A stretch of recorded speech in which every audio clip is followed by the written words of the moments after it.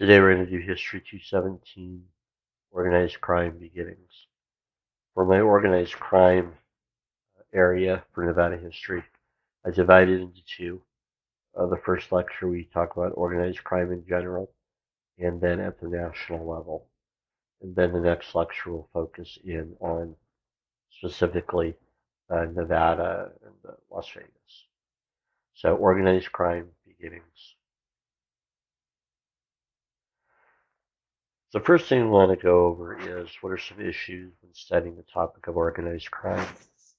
Number one, an imprecision in terms.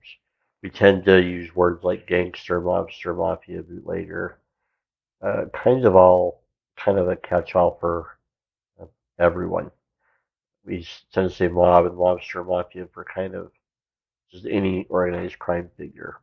And so it kind of obscures the fact that there are actual organizations, like, for example, the American Mafia, the Sicilian Mafia, and then other organized crime groups. So, so first we kind of in this area I'm going over, we kind of want to learn kind of the precise terms for each group. The next issue to talk about is when we study organized crime. Sometimes sometimes these historical figures get romanticized, and it dulls the reality of who these individuals were. So, these are they're murderers, thieves. Uh, they assault people. They steal. They lie, cheat, steal. They do negative social behaviors. These people aren't necessarily individuals you want to hang out with on a daily basis, or um, you know, or they're nice to you as long as you do what they want. If you make them mad, they kill you. So we kind of we kind of forget sometimes in studying organized crime and some of these figures, you kind of forget um, they they're individuals that you may you may not want to be around. I think the number one example of this is Al Capone. I think when I hear students talk about Al Capone, when I see popular culture discussions of Al Capone, he's romanticized. And to some people, he's almost a hero. He's like, oh, he got away with everything. They only got him on tax. The guy was a murderer. And at the very least, he was the murderer. He prostituted women. So today that'd be human trafficking. Uh, drugs. Beat people up, had people beaten up, and so we kind of romanticize these figures, and sometimes forget that these aren't necessarily people you want to look up to. In other words, we're not studying them to look up to them. They're not heroes. They're not, we're studying them to understand an aspect of American history, and Nevada history specifically. Kind of going along with that romanticization of historical figures. Some of the activities some of these individuals participated in aren't viewed as bad anymore, or kind of you know not viewed as a negative. So, for example, the number one example would be bootlegging alcohol. We don't, that's not a, the selling and distributing alcohol today is not a criminal offense. So, so we look back on the 1920s, and some of these organized criminals, gangsters, they bootleg alcohol, and so it's kind of like from our point of view today. Well, that's we're sympathetic. It's fine. It's whatever. Oh no, they sold alcohol. Another example is gambling. Today gambling is legal and normal in our popular culture. And so our popular culture doesn't view gambling as wrong or anything negative. And so when you look at some of these organized criminals and well, they had they had casinos and gambling rooms, and so we kind of look at that humorously, haha, previous previous generation, thought it was horrible. So so we kind of it kind of aids in the romanticization of some of these figures because some of the things they did aren't illegal anymore or aren't viewed as a negative socially. And so it kind of causes us to ignore the worst or less socially acceptable things that they participated in. So there's some things to think about. Um, and when you look at the one interesting story, when you look at the Mob Museum here in Las Vegas, that was one of the issues people were concerned about when it was being built was are they are they just going to romanticize the mob and make it look good. So that was one of the critiques is the worry about where they would the Mob Museum do that. And I actually worked for the Mob Museum for a year a long time ago, um, 2000, 2014, no, 2013, 14, 2013, 14, that era. And I don't think they romanticized. I thought they did a good job of portraying these figures accurately and not overly romanticizing them. So, so next, when we talk about the mob or mafia or gangsters, what were we talking about legally? We're talking about legally something called organized crime. What is organized crime? Crime is organized. So, it's any organization or group dedicated to getting money from criminal activity. Um, I can hear the jokes about the U.S. government being organized crime right now. But anyways, organized crime, any organization dedicated to getting money from criminal activity. It can, can be there's some type of formal structure to the criminal behavior and activity. There's some hierarchy. There's somebody giving orders, and then there's money being gained, and it goes around. And another word legally used for this activity is conspiracy. You'll hear the word sometimes conspiracy to commit this or that or whatever. And so it's whenever you're organizing or getting together to commit crime and make money off of it. One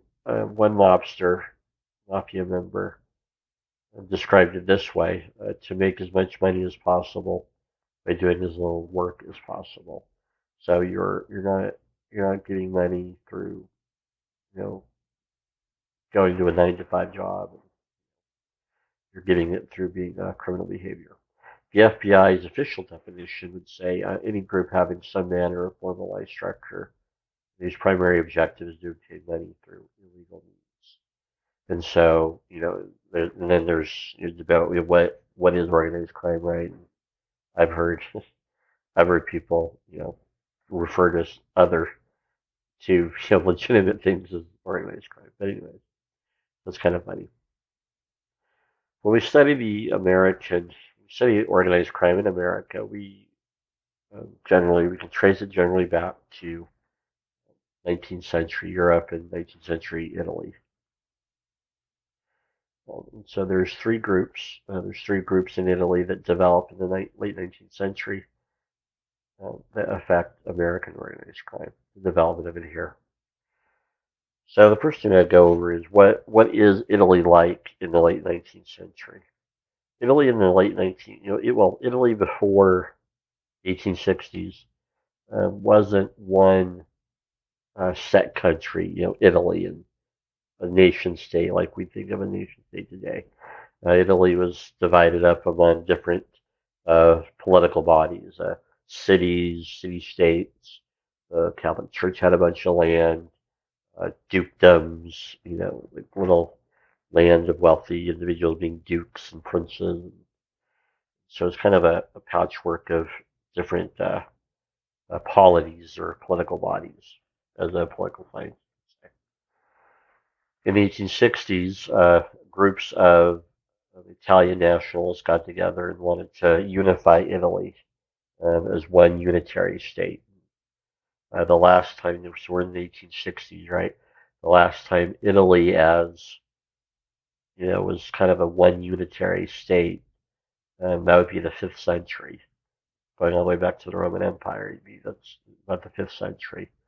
5th and 6th century would be the last time the boot of Italy was in one political unit. So we're, 1,500 years later in the 19th century. You see groups of Italian nationalists. Garibaldi happens to be a famous name. You don't have to know it. Just give you more detail than you need. But like a man named Garibaldi was kind of a big figure in uniting Italy in the late 19th century. So out of out of the social, political, and economic chaos of unification in the late 19th century, three organizations developed. They will eventually become organized criminal organizations. And all three are still around today in Italy and Europe and the United States, even with the Sicilian Mafia. And so we're going to talk about each one specifically to give you some ideas about each of these three groups. The first one will be the Sicilian Mafia. So, Sicilian Mafia, going to the island of Sicily. If you are not good on geography, Sicily is a large island in the middle of the Mediterranean. If you look at a map, it looks like Italy. The boot of Italy is kicking kicking Sicily, which uh, they kind of actually think that a little bit. So we're being kicked. And so Sicily is an island in the middle of the Mediterranean. One thing to know about Sicilian history going all the way back thousands of years is because of the island's place in the Mediterranean, right smack dab in the middle, any Mediterranean culture or country or political body would gain quite a bit of economic and military and political power from controlling Sicily. You controlled Sicily, you could control trade in the Mediterranean.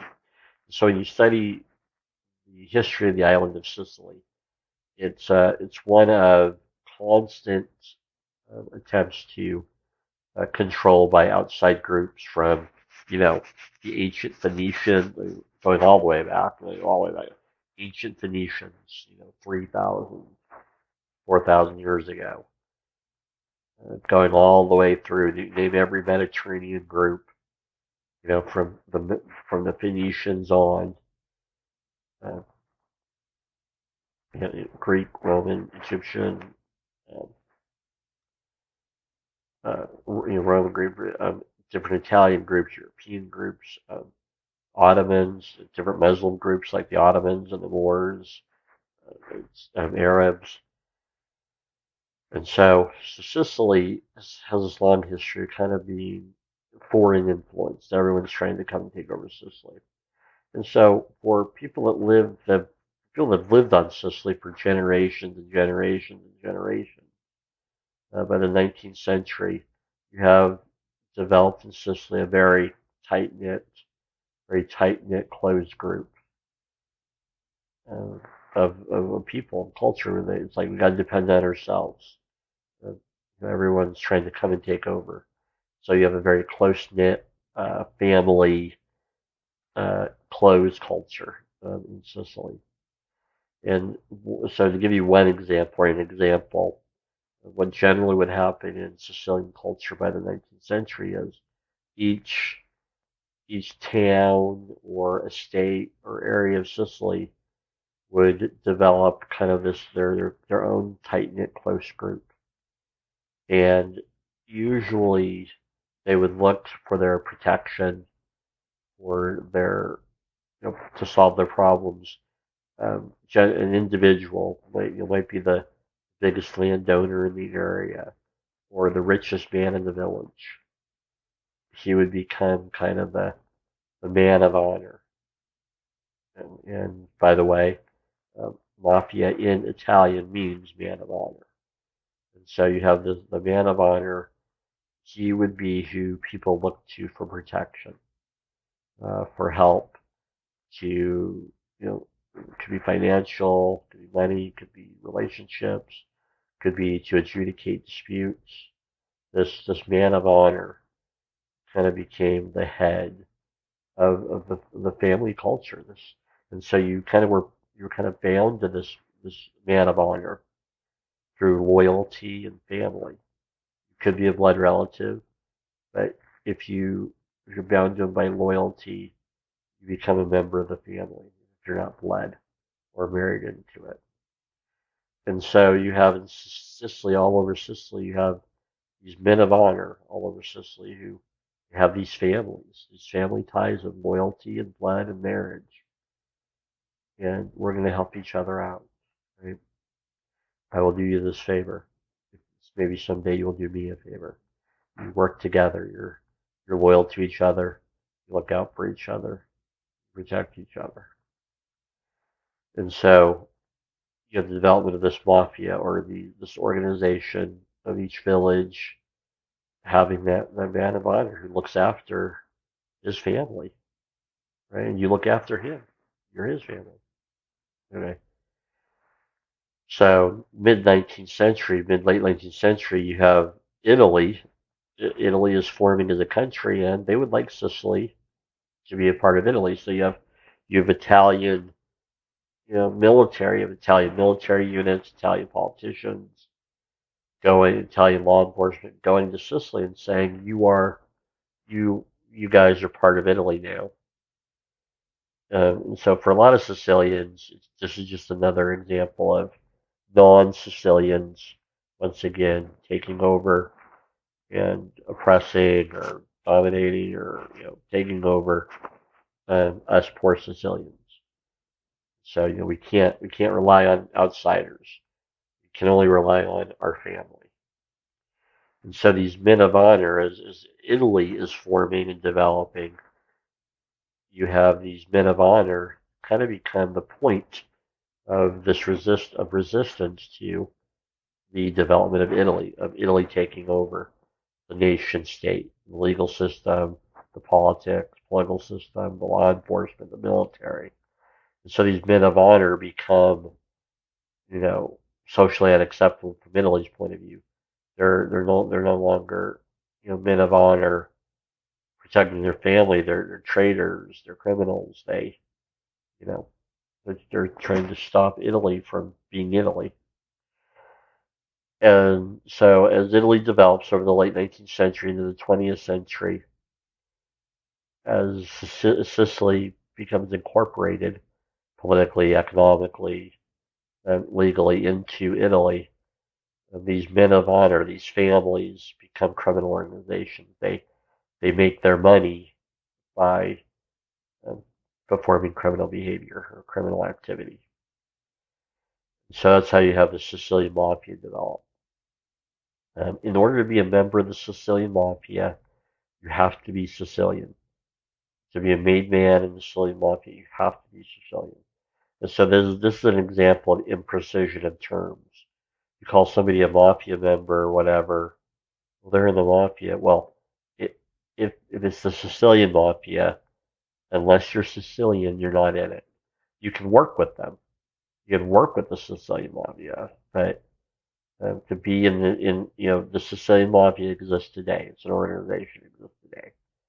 To be in it, to be a made man in it, you have to be Sicilian, or you're not in. So the Sicilian Mafia does exist. Italy, Europe. There are there are organized criminal figures in America, in the United States, that are Sicilian Mafia. And here's another example of how it's important to be precise in your terms. American mafia members consider the Sicilian Mafia different. They call them Zips. That's their nickname for them. Zips, Z-I-P-S. So if you're in the Sicilian Mafia, an American Mafia member um, who has to be Italian in general, not just Sicilian, but it has to be at least Italian. Um, they call them Zips, Z-I-P-S. So you there is that recognition of terms of that they are different. They're a different organization. So that is the Sicilian Mafia. Next, we'll talk about the Camorra. The Camorra still exists today as an organized criminal organization. They function mainly in Italy and Europe. They're not as big here, but they do still function in places like in Europe and Italy. What are the Camorra? So, in the late 19th century, we talked about Italy is experiencing political and legal chaos and social chaos and economic chaos as they're trying to take all these different groups in Italy and put them together into one country called Italy. And as this Italian government is trying to take over, integrate Italian society, they don't have the law enforcement or military ability to enforce their laws. And so the Camorra mainly starts in Naples. There are groups elsewhere, but mainly starts in Naples. What would happen is the Italian government would go to local street gangs who who did have power, all over Italy. These large Italian cities, Naples, Rome, Venice, Genoa, these large Italian cities, you would have gangs, local gangs, and they were really kind of the law enforcement. They almost had more power than this new Italian government. So we see this Italian government going to these local gangs in places like Naples and saying, in exchange for being loyal to the new government, the Italian government will make you our enforcers. You will, you'll enforce Italian law. You'll, you know, you'll help everyone, be Italy kind of a thing. So you'll enforce our laws, our political system. You'll help with that. In exchange, you get money, and a job and money, and we'll preferential treatment. We look after you. You kind of become the law enforcement. And then also, kind of, and sometimes the Italian government would go into the prison system even. Hey, if you're willing to be a law enforcement for the government, military for the government, you get out of prison. And so the Camorra is these local gangs that developed over the late 19th century. Initially, they cooperated with the government, law enforcement, military. They kept order for this new Italian government. As we get into the 20th century, when they're no longer needed, the Italian government is, you know, strong enough to exert its political objectives, military, political, economic objectives. They don't need these local gangs anymore, so they start cutting them off. And so the Camorra are these kind of leftover, groups that they got cut off, but they still want to make money. They still need to make money. So you just turn to criminal activity. You just turn to criminal activity rather than being on the government payroll. That you just perform. You get your money through criminal behavior. And I can hear the jokes now. Their work hasn't changed. So I was on the government payroll. Now I'm just sort of criminal. So your work hasn't changed. But anyways, a little joke there. But the next group we're going to talk about is the Ndrangheta. The Ndrangheta develops out of the Italian prison system in the late 19th century. A lot of a lot of Sicilians come to realize that there is a high percentage of Sicilians in the Italian prison system. There's a lot of them. It's like, wait a minute, Italy, Italy's putting a lot of Sicilians in prison. The 1870s, 1880s, 90s, that era, late 19th century, these Italian prisons all over Italy, they're filled with Sicilians.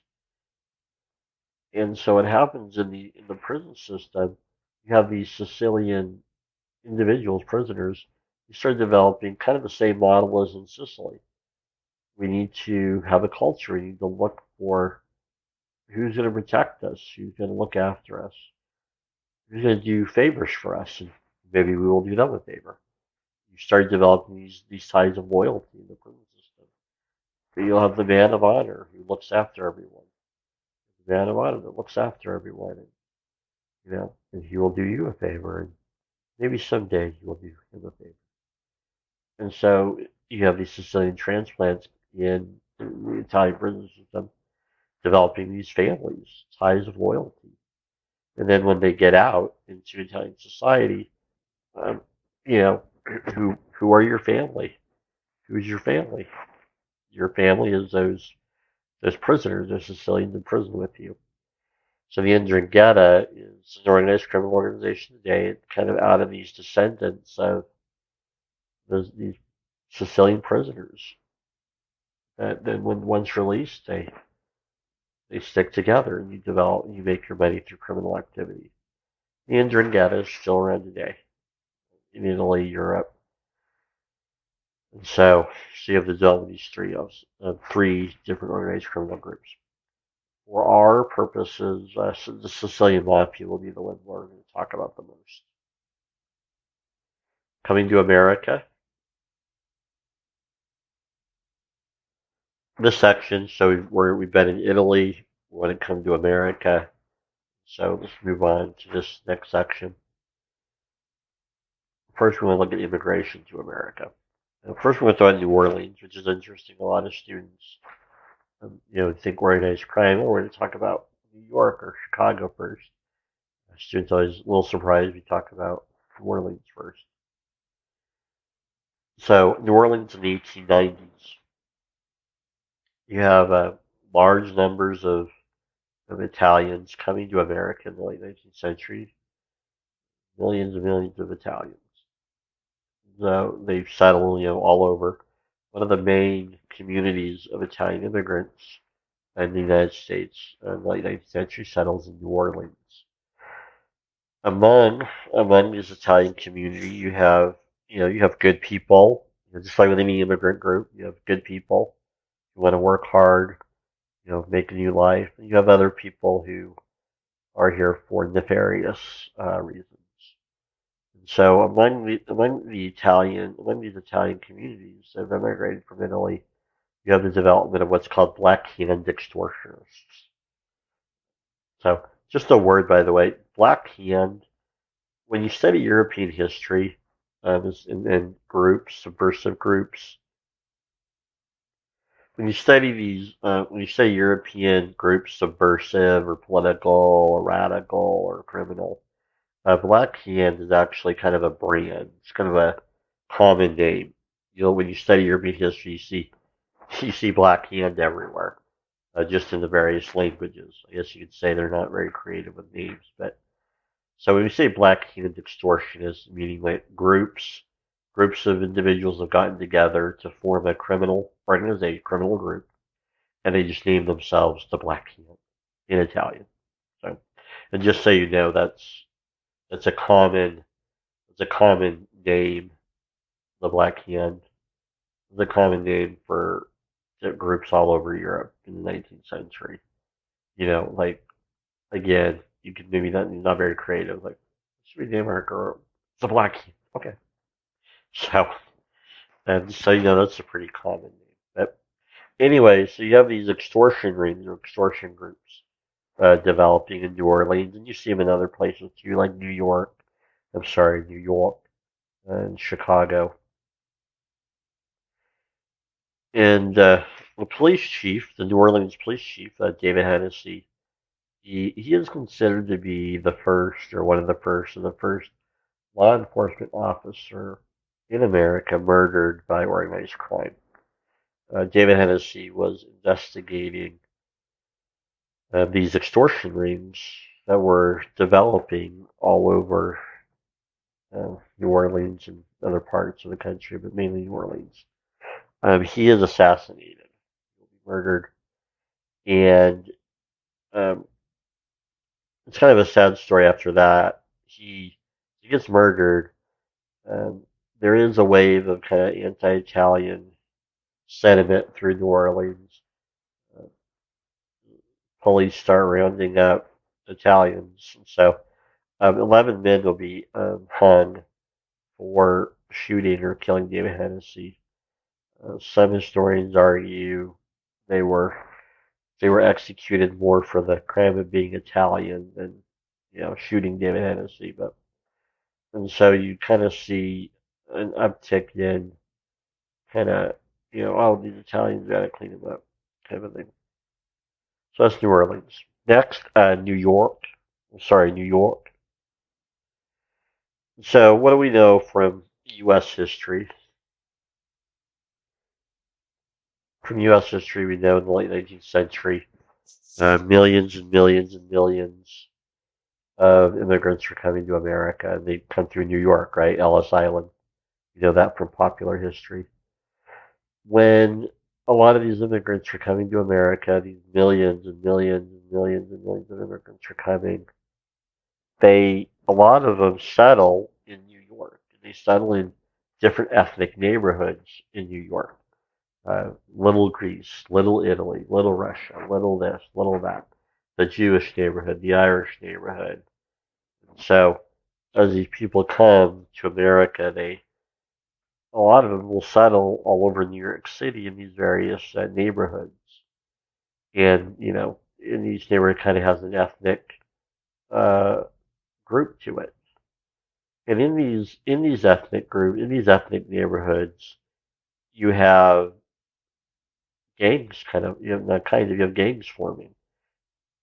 You have youth, who live on the street, and if you know anything about tenement housing in late 19th century New York, you being on the street was probably better than being in a tenement apartment.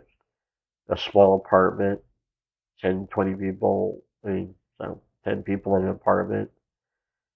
It's almost better to be on the street probably, but you have these poor youth, not educated, difficulty finding a job, difficulty getting an education, poor living conditions as far as hygiene and sanitation. So you have these ethnic neighborhood gangs kind of forming all over New York. So the Irish neighborhood will have the Irish gang. The Jewish neighborhood will have a Jewish gang. The Italian neighborhood will have an Italian gang. You have all these gangs all over. They're mainly petty criminals. They don't, they're not organized. They're just, a group of kids, teenagers, on the street looking out after each other. They pickpocket and bug and get into fist fights with other ethnic neighborhoods. Hey, this is our territory. Hey, this is our neighborhood. So you get into fights. Gambling. The gambling would be a numbers game where you dice game on the street. You know, so low level petty crime. You know, not not overly organized. Poor. They don't have guns. They're too poor to have guns. They have knives or their fists. I don't need a knife. I have fists. And so you have all these ethnic gangs kind of developing all over New York. Enter Joseph Petrosino. Petrosino is a New York City police officer, late 19th century, and he's Italian. And what the city of New York would do is if they had a police officer of a specific ethnicity, they would they would have them patrol in that ethnicity. So Petrosino is Italian. I don't know if you can get I was more Italian. You can get the Petrosino, but he's Italian, and so his beat is in the same area as some of these Italian neighborhoods in New York. And Petrosino notices that some of these Italian gangs, maybe a little more organized than just a bunch of street toughs.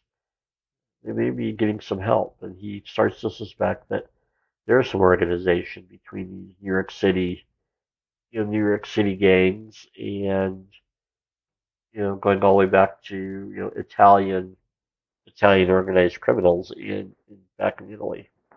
So he starts investigating a connection between these Italian street gangs and the Sicilian mafia in Italy. He will actually be murdered. Another law enforcement officer murdered by organized crime. He'll actually get murdered in Italy. He had gone to Italy to investigate. One day, he's supposed to meet an informant. The informant didn't show up, but somebody else did and shot him. So so Pedrocine is an example. While investigating organized crime, is murdered by it. Chicago is another example of a major 19th century area where organized crime develops. When you study Chicago organized crime, it seems to have very quickly gone through or skipped kind of that petty criminal phase that we see in New York. Uh, Chicago organized crime was more sophisticated and bigger. You have prostitution rings and gambling rings where you actually have, you know, casino games in a back room, a restaurant or something, or back room of a warehouse. And what's interesting is when you study Chicago organized crime, a lot of Chicago underworld or criminal figures got their start in New York. Chicago is kind of like seems to be the graduation or the promotion. The minor leagues in New York, you go to the major league in Chicago. And so in Chicago, you see organized crime developing a lot more sophistication, a lot more complexity. You have prostitution rings and gambling rings developing there. Well, I've kind of already talked about kind of the development of these games. They're very poor conditions. Go Google 19th century New York. Uh, Google Jacob Riis, RIIS. Google Jacob Riis photos, RIIS,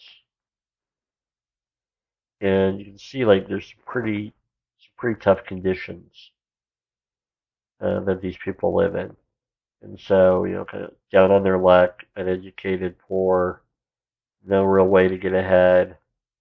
So you kind of develop these street gangs of people you can trust. Who can you trust? Who can you look to for protection? And so we kind of and so the goal here, we kind of want to see kind of the life, kind of the life that a lot of these organized criminals started out with, pretty poor, uneducated, and so when they become wealthy, organized criminals, you know, they want respect. They want, they want to be viewed as respectable because they haven't been. They have unrespectable or disreputable origin. They they want respect. They want to be viewed as classy because they grew up not classy. And when you study the psychology of organized criminals, you see that a lot. This psychology of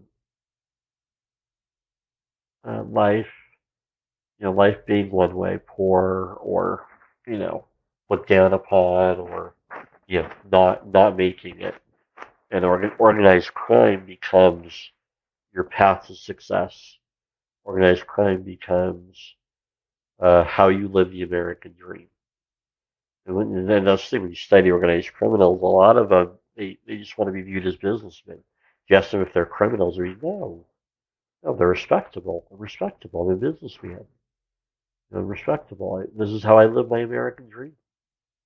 You know, and so that's kind of when you study, that's kind of something interesting when you study psychology, the history of organized crime. It comes from this. It's kind of this, you want your life to be better than it is. Um, Another story, one of from the Mob Museum, in one of the videos of the Mob Museum, one of the guys interviewed. He was a hitman. He murdered 30 odd people, and he was asked kind of, what about his first hit, his first murder, and he talks about how he thought about it. He was like, I could not do the job and be a nobody, struggle my whole life, or I could do the job and I could be somebody. And that's kind of that example, that psychology. A lot of these organized criminals, it's the difference between kind of being nothing or something, you know. And so that's why a lot of them, they don't, don't like being called criminals because they're just businessmen. It's just how they live the American dream. And so it's kind of an interesting look into the psychology of it.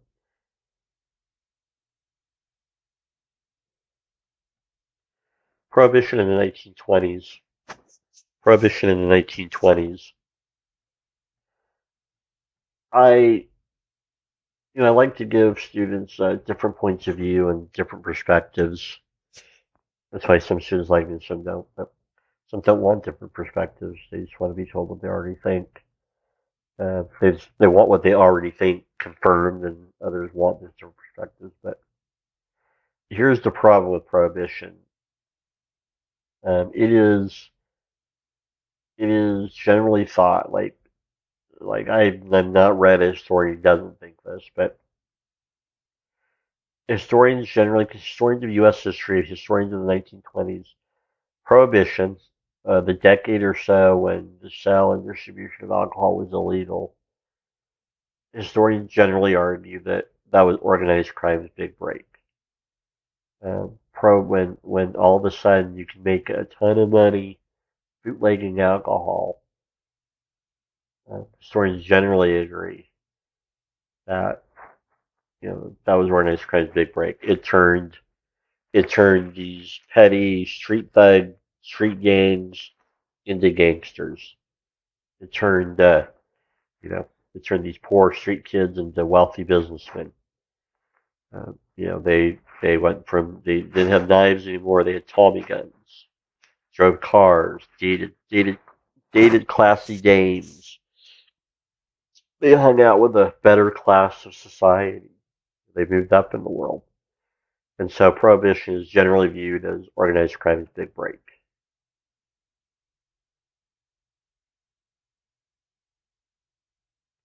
So let's talk about prohibition. Here, here's a picture. Lips that touch liquor shall not touch ours. Everyone. If I go too fast through these pictures, just pause. Look at it longer. Here's another picture. They are they've these law enforcement officers have confiscated some alcohol and are shopping it up, throwing it in the river. These guys are dumping beer into the sewer. Uh, Sewer never tasted so good, I guess, but dumping beer into the sewer. Here are some other law enforcement officers. This is underneath a business, and so a lot of bootleggers, they have a legitimate business, and they hide the alcohol, in a basement or a storage area. And so what these guys have done is they've discovered a bunch of barrels underneath, and they're dumping it into the sewer. Law enforcement officers, they have captured and confiscated all this alcohol.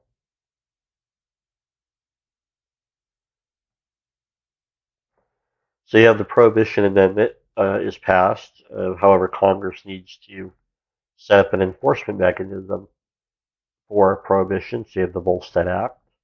The Treasury Department is going to head enforcement of prohibition, and you might find that interesting.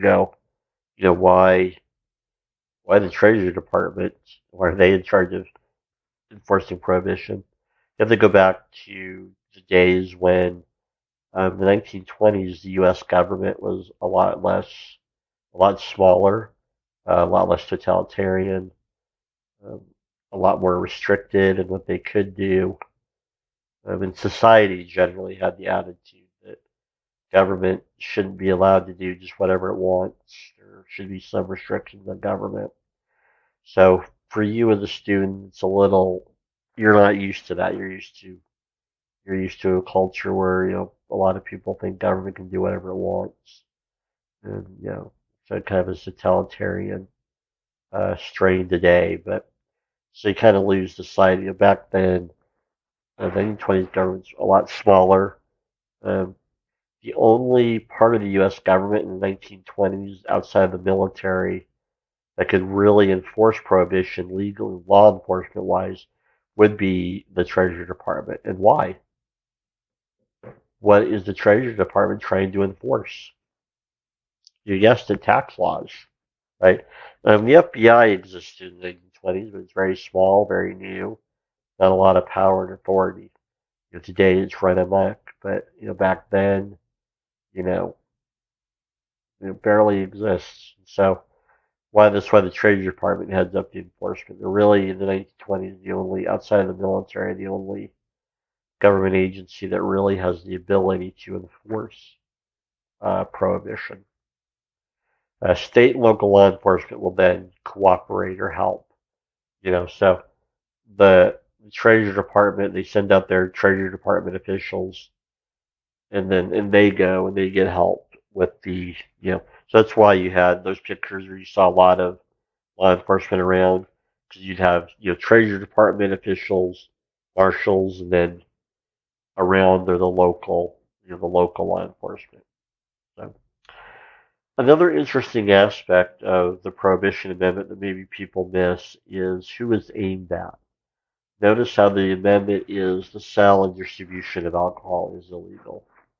And so that's interesting because if you said alcohol is illegal, then fine, you just having, let's say there's Dr. Pepper, let's say there's you having, this in your home, could become illegal. But So the sale and distribution of alcohol is you go after the distributors, not the users. So that's what happens there. And you see that estimate, 500,000 people over the era of prohibition. Some terms, bootlegging alcohol, because a lot of times you'd hide your flask of alcohol in your boot. So bootlegger. I probably should not. I probably should not tell probably should not tell college students this, but you can make alcohol. Just need the ingredients and a still, and you can make bathtub gin, bathtub whiskey. So you have stills in the backwoods and all that. So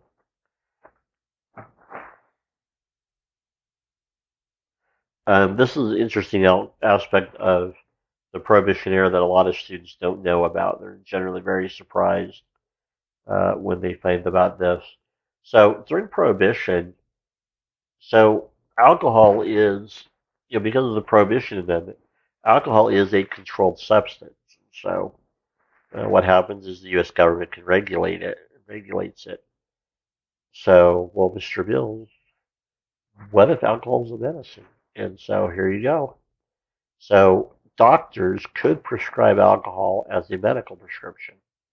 And so you do have, there are advertisements of the era, the 1920s, you can see advertisements back then of people advertising alcohol as a medicinal item, so medicine.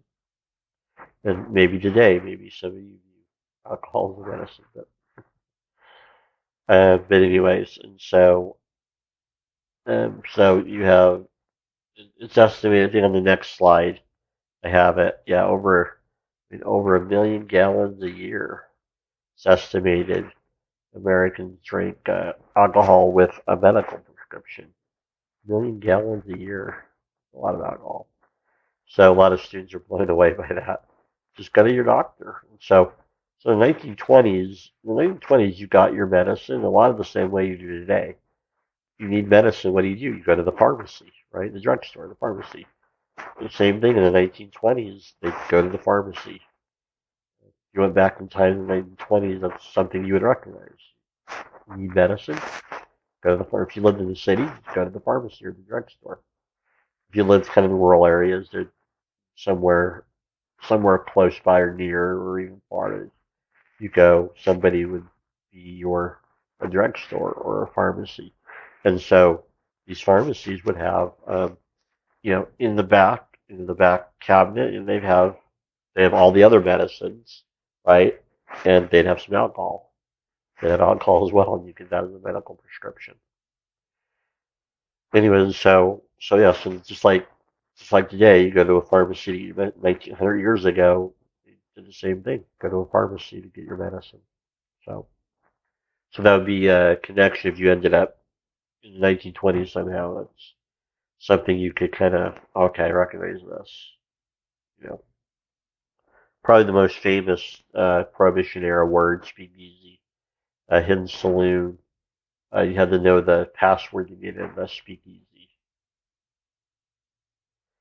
Um, one historian estimates one historian estimates that when before Prohibition started, there were around 600 bars or saloons in New York, and you can see here it exploded to about 100,000 speakeasies. So it did not stop Americans from drinking. So on the final exam or test two, whatever you want to call it, on test two, you're going to have a question where you'll need to talk about various organized crime figures. And so I'm going to talk about a few here. You're welcome to talk about them. And each one of them is an example of some of the cultural aspects um, of being an organized crime.